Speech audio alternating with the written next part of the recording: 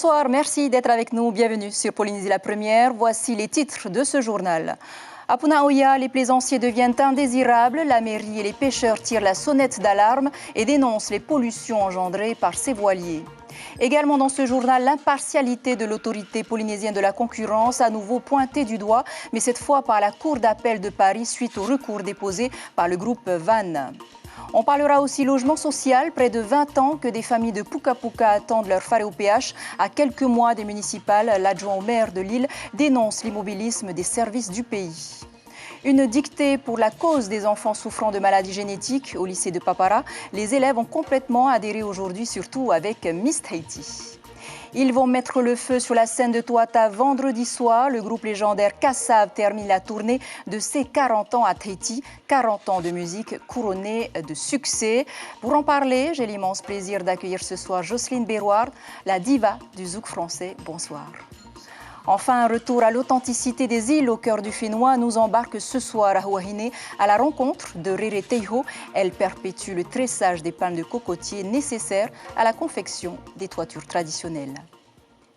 Mais d'abord, à Punaoya, la commune n'en peut plus des plaisanciers qui s'installent à tout va. Si certains sont bien amarrés conformément au règlement de la zone, ils sont 120 voiliers à avoir élu résidence le long de la pointe Tata'a jusqu'à la marina Teina, gênant ainsi les pêcheurs. La mairie souhaite y réglementer le mouillage pour éviter la saturation. Mario Leroy, Patrick Tsinsing. C'est même plus un bateau, c'est une épave, c'est des bateaux qui doivent partir à la déconstruction. Un des exemples de bateaux qui posent problème. Ils sont quelques-uns comme ça, pour les plus anciens, au mouillage, depuis 15 à 17 ans. Quand vous voyez ici, là, vous avez un catamaran 40 pieds, 12 mètres de long, 12 mètres de long. Ce catamaran, ça fait plus de 15 ans qu'on le connaît. C'est un bateau épave, il n'y a plus rien qui fonctionne, il ne peut pas se déplacer, il ne peut strictement rien faire. Et il est déjà parti à la dérive plusieurs fois sur le plan d'eau en dégradant d'autres bateaux. Entre la Pointe Tata et la Marina, 70 voiliers en basse saison, 120 au plus fort de la fréquentation, sont mouillés dans cette zone de pêche réglementée. Pêcheurs et associations tirent la sonnette d'alarme. Ils sont ancrés un peu partout, alors ils mettent ce qu'ils veulent, ils cassent les coraux avec leurs ancres. Et non seulement ça, ils disent que leur PU et quoi que ce soit, ça va vers la plage. Mais on a pu constater qu'il y a une partie seulement des déchets ménagers qui va sur la plage. Et puis une partie, on ne sait pas où elle passe, quoi. Et il y a l'eau de javel, tout ce qui est machine à laver. Je ne crois pas qu'ils amènent ça à l'assainissement. Mon œil, hein. L'emplacement est recherché après une traversée du Pacifique. Nombreux sont les bateaux qui ont besoin d'assistance. Mais le manque de place pousse les nouveaux arrivants à se mettre dans le chenal de navigation. Certains donc viennent se garer ici, donc en utilisant le droit de se mettre à l'abri, qui est de 48 heures à 72 heures maximum.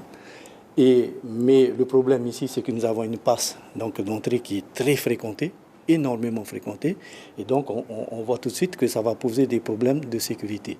Et donc l'idée, c'est d'interdire aussi l'ancrage des bateaux dans cette zone. 5 épaves ont déjà été enlevées, il en reste 3 ou 4 sous l'eau, identifiées par les pêcheurs, mais il faut d'abord retrouver les propriétaires avant de pouvoir les toucher. De son côté, donc, la direction des affaires maritimes et les services du pays réfléchissent d'ores et déjà à un zonage de cette partie du lagon de Punaoya.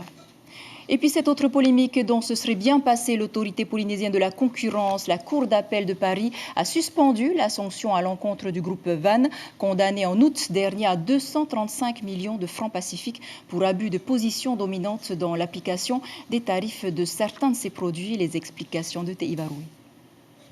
C'était en août dernier. Après 3 ans d'existence, l'autorité polynésienne de la concurrence prononçait sa toute première sanction, une amende de 235 millions de francs à l'encontre du groupe VAN. L'APC a sanctionné la société VAN pour des tarifs excessifs sur le marché de l'approvisionnement en boissons. Devant la Cour d'appel de Paris, les avocats du groupe ont reproché au président de l'autorité polynésienne de la concurrence son manque d'impartialité. Dans son ordonnance rendue aujourd'hui, la Cour d'appel indique qu'il ressort des pièces du dossier que des éléments précis permettent d'émettre des doutes sur la pleine impartialité de M. Jacques Méraud, président de l'APC. Toujours selon la Cour d'appel de Paris, la décision de l'APC du 22 août présente un risque sérieux d'annulation fondé sur le défaut d'impartialité du collège. Les magistrats ont donc décidé de suspendre l'exécution de la décision de l'APC concernant le groupe Van. Nous vous révélions lundi que 2 sociétés de gardiennage accusaient l'autorité polynésienne de la concurrence d'absence d'impartialité. La décision de la Cour d'appel fragilise encore un peu plus la position délicate du président de l'autorité, Jacques Méraud. Voilà, et joint par téléphone, le directeur de l'APC déclare ne pas pouvoir s'exprimer sur les procédures en cours. Le logement social devrait également interpeller les politiques avec ce coup de gueule des Tuamotu alors que le gouvernement a annoncé son ambitieux schéma de l'habitat. À Puka Puka, 14 familles attendent leur faré au péage depuis maintenant 20 ans. Non seulement elles n'ont pas d'emploi, elles ont des enfants, elles ont des maisons vétustes, inhabitables, dénonce l'adjoint au maire de l'atoll qui insiste sur l'urgence de la situation. Caroline Fari, Heidienko. Nous sommes sur le terrain. Tout Marhui a été prévu pour la construction des 14 logements sociaux ici à Puka Puka. 20 ans que 14 habitants de Puka Puka espèrent un logement au PH. Les dossiers ont pourtant été acceptés depuis 2016 et certains attributaires ont déjà commencé à payer pour leur terrain. L'année dernière, on leur a fait signer un contrat de location-vente pour la partie terrain. Et certains de ces foyers ont commencé déjà à payer depuis l'année dernière, depuis mai de l'année dernière. Mais certains ne payent plus parce que on leur demande de payer quelque chose dont ils ne voient pas l'avancée en fait. C'est autour de 6 000 et quelques à peu près par mois. Moi je peux dire que ça va faire plus de 10 ans que j'attends. J'ai des voisins qui attendent depuis 20 ans maintenant et que nous, en ce moment nous vivons dans des maisons... je peux dire qu'ils ne sont pas en très bon état parce que tout simplement on nous disait que vaut mieux pas retaper vos maisons, attendez que les maisons au PH arrivent, comme ça vous allez vivre dans un lieu sûr et propre. Des contrats de location-vente qui leur permettront d'accéder à la propriété au terme de 3 ans.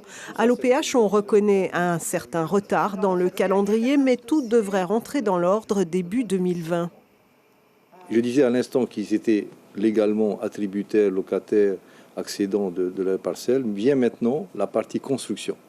La partie construction, pour faire simple, les travaux pourraient commencer après approvisionnement de notre côté des matériaux nécessaires à la construction. Le calendrier établit que le chantier de ces 14 maisons pourrait commencer, disons, fin janvier, début février. La durée est estimée à 4 mois. Au vu du retard accumulé, c'est l'OPH qui prend en charge les démarches administratives. Sur les 14 demandes de permis de construire, 7 ont déjà été délivrées. Voilà, l'objectif du gouvernement entre 2020 et 2022 est de faire construire 600 logements par an. 323 sont déjà réalisés.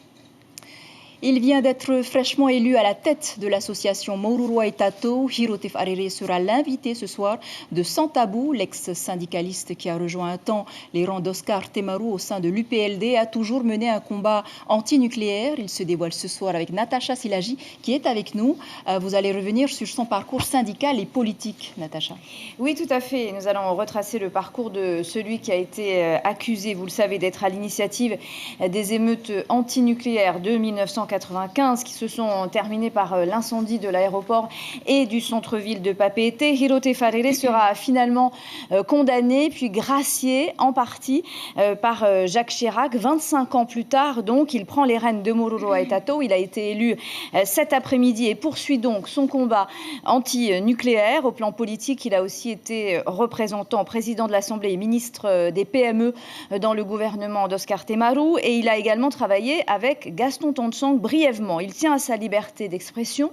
On va en reparler. Ce soir, il sera face à un allié et à un opposant dont il ignore pour l'instant l'identité et nous réserve une petite surprise en fin d'émission. À tout à l'heure.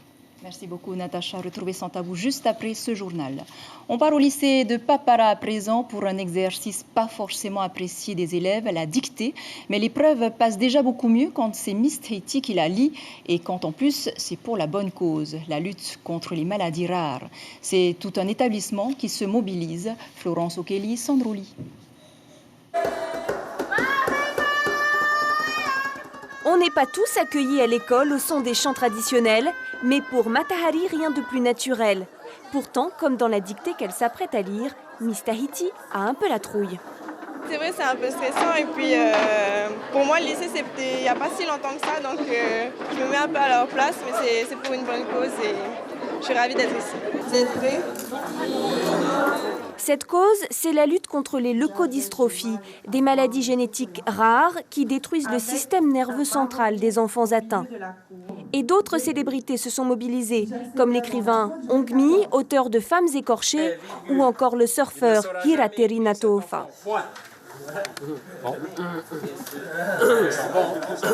Est-ce que les élèves là, ils sont plus intéressés par la dictée ou par Hira le surfeur Je pense plus par la dictée parce qu'ils ont été à fond, ils ont écouté, ils m'ont fait répéter. Bon, je pense qu'ils étaient plus attirés par la dictée. C'était pour les enfants dès là, parce qu'on se bat, on fait un cross pour la maladie qu'ils ont. Donc vous êtes prêts à courir alors ? Oui, prêts à courir aujourd'hui pour eux. Chausse tes baskets et bats la maladie, c'est le credo de ce cross auquel pas un élève n'a refusé de participer. C'est pour rendre espoir à ces enfants qui sont atteints de cette maladie, leucodystrophie. Donc nous sommes ici pour les aider à faire comme nous, courir. Ça sera un honneur et un plaisir pour nous de les aider. La solidarité, ce n'est pas forcément automatique. Voilà. D'où un travail véritable de sensibilisation en amont pour qu'ils comprennent pourquoi ils vont faire la dictée et pourquoi aujourd'hui tout le monde court. Cette journée, c'est le versant médiatique d'une levée de fonds à laquelle ces 1200 élèves ont participé. Ils ont recueilli 250 000 francs en sollicitant leur entourage. Une jolie contribution à la recherche, mais aussi et surtout une belle leçon de vie. Voilà une action qui va durer encore jusqu'au 19 octobre. Ils vont enflammer la scène de Toata vendredi soir. Kassav va certainement jouer à guichet fermé, comme cela leur arrive partout où ils se produisent. Comment expliquer le phénomène Kassav, l'un des rares groupes français à remplir des stades dans le monde entier? Les explications de Brigitte Olivier et Heidi Nkou.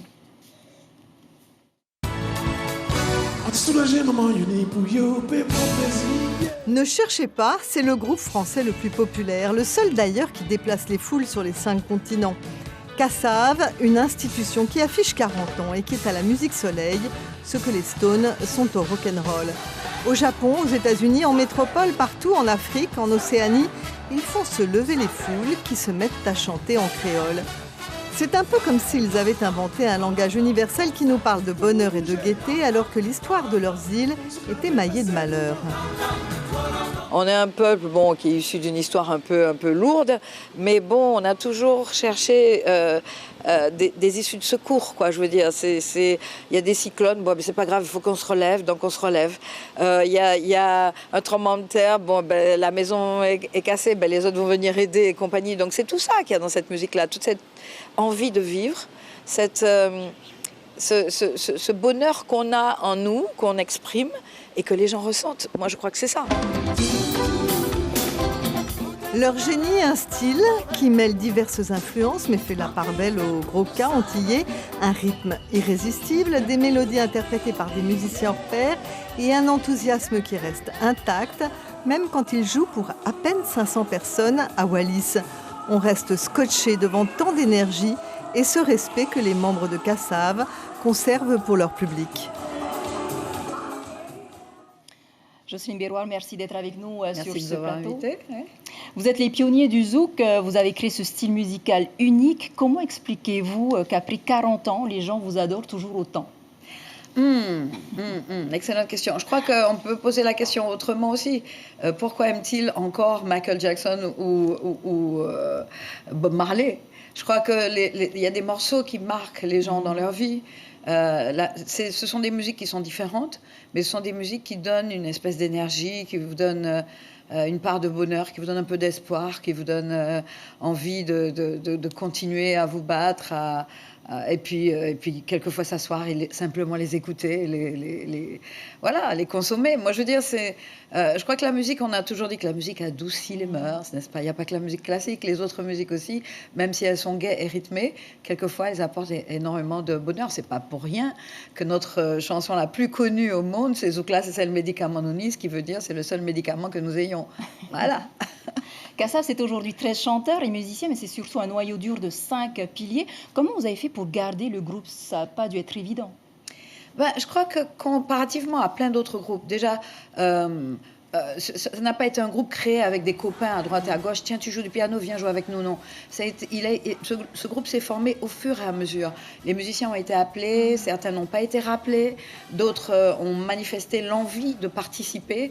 Je crois que c'était un peu ça. C'était avoir envie de faire quelque chose ensemble. Créer une musique, c'était un rêve. Je crois qu'y arriver, y parvenir, et en plus que ça marche, que les gens, je crois que ça vous motive. C'est arrivé tout doucement au fur et à mesure. C'est pas un groupe qui a été fabriqué par les médias. C'est pas un groupe non plus qui a été poussé par les médias. Les médias sont venus au fur et à mesure à nous. Et aujourd'hui, le constat est que 40 ans après, on est encore ensemble. Évidemment, tous les jours ne sont pas toujours très calmes. Nous avons tous des caractères très forts, donc ça peut être un peu chaud par moments. Mais nous savons pourquoi nous sommes ensemble. Et nous aimons faire cette musique-là ensemble.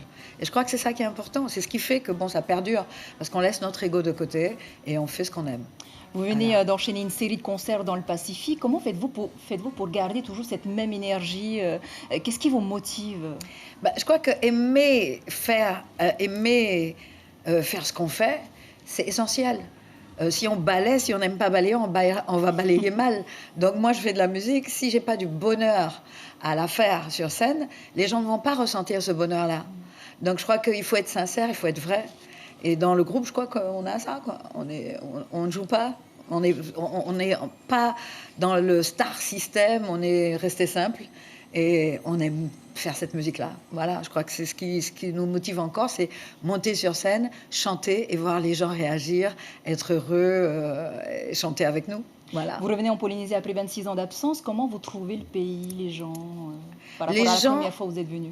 Alors, les gens identiques, toujours aussi gentils, généreux. Je veux dire, on a toujours... Enfin, dans le Pacifique, globalement, on a été reçus, mais avec tellement d'amour et tellement de chaleur qu'on n'a qu'une seule envie, c'est satisfaire tout le monde. Voilà, donc c'est... Alors, le pays lui-même, j'ai aperçu les routes, comme un peu partout, il y a des embouteillages quelquefois, d'autres fois non. Il y a des bâtiments qui poussent parce que, c'est le côté moderne de l'avancée d'une ville, quoi. Mais, je veux dire, s'asseoir sur la plage et regarder un coucher de soleil, ça reste encore quelque chose de magnifique. On est heureux d'être ici, vraiment, vraiment. Et donc, vendredi, à quoi doit-on s'attendre le programme? On va faire un récapitulatif de toutes les chansons qui ont fait l'histoire de Kassav. Je crois que c'est ça. Oui, parce que les gens en général, quand ils viennent à un concert, ils viennent pas découvrir un nouvel album. Ils viennent entendre des chansons qu'ils aiment. Donc c'est ce qu'on va faire. Merci beaucoup, Jocelyne Benoît, d'avoir accepté notre invitation. Kassav, c'est donc à Toata, vendredi soir. Direction l'île Sœur maintenant de Moorea, à l'approche des vacances scolaires, le tressage à but pédagogique revient en force. La demande émane directement des animateurs de centres de vacances de vouloir réapprendre les gestes d'antan auprès de l'association des jeunes protestants de l'île. Écoutez plutôt les précisions recueillies sur place par notre correspondante Nohaoura Rurua.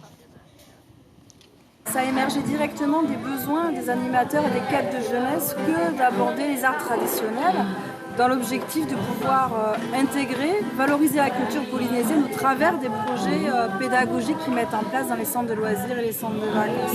Donc c'était une demande qui émanait directement du terrain et à laquelle la DJS et la MAT ont tenté d'apporter une réponse concrète. Voilà une belle manière de valoriser l'art et la culture polynésienne. Un art qui nous emmène à Huahine chez Rere Teiho, dans son petit coin où le temps semble s'être arrêté. Rere tente de faire perdurer un savoir-faire qui se perd. Le tressage de palmes de cocotier pour fabriquer des toitures traditionnelles. Un métier qui lui a permis de nourrir sa famille et à 48 ans, elle n'échangerait son métier pour rien au monde. Nicolas Suir, Miko Van Fou.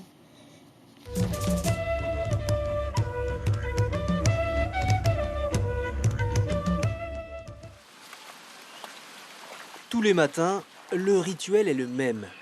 Rere récupère les palmes de cocotier immergées dans l'eau de mer depuis la veille au soir. C'est pour les bébêtes. Et pour quand tu tresses, ça soit tendre, les nids. Il faut combien de temps pour que ce soit Je laisse tremper le soir et le lendemain, je retire de l'eau. Ces branches sont une matière première très utile entre les bonnes mains. Avec la dextérité acquise au fil des ans, en quelques minutes, les palmes deviennent des pans de toiture. Le travail est fatigant, car répétitif, mais Rere ne l'échangerait pour rien au monde. J'ai travaillé en 91 pour 6 mois et après, j'ai plus envie d'aller travailler pour eux. Je préfère travailler pour moi tout seul. Je gagne beaucoup que d'aller travailler pour les autres. Elle ne tresse rien d'autre. Chaque feuille passant entre ses mains finira sur un toit, car la demande est constante tout au long de l'année. Rere gagne 200 francs par feuille, elle en tresse 1000 par mois. En stock, 300 pièces attendent les clients sur sa terrasse. C'est surtout à la portion de famille, c'est surtout bien les Bora, les maisons foraines. Je commence au mois de mars pour les baraques foraines de Bora. Tout comme ses 14 frères et sœurs, elle a retenu les simples mais précieux enseignements de sa mère. Ils lui ont servi 20 ans durant, notamment pour élever ses 5 enfants. Cependant, ces derniers n'en ont pas voulu. Alors elle espère transmettre un jour à ses petits-enfants ce savoir-faire qui la passionne. Voilà, c'est ainsi que se referme ce journal. Demain, l'invité café de votre matinale radio. Il sera donc question de don d'organes avec Corinne Domelier. Elle viendra parler du solidon prévu dans les jardins de Paoufei toute la journée de samedi. Je vous rappelle l'info principale de cette édition. La commune de Punaauia n'en peut plus des plaisanciers. Si certains respectent les lieux de mouillage, ils sont 120 autres voiliers à avoir élu résidence le long de la pointe Tata jusqu'à la marina Teina, gênant ainsi la navigation des pêcheurs. La mairie souhaite y réglementer le mouillage. De leur côté, les services du pays réfléchissent d'ores et déjà à un zonage de cette partie du lagon. À la une de vos quotidiens, la dépêche titre « L'amende contre le groupe Van est suspendue ». Tahiti Info, le DOB pour le nul. Voilà pour l'essentiel de l'actualité. Merci de nous rester fidèles. 5h30, l'info radio. À suivre, Sans Tabou, suivi de votre série L'arme fatale. Très belle nuit sur la première. À demain.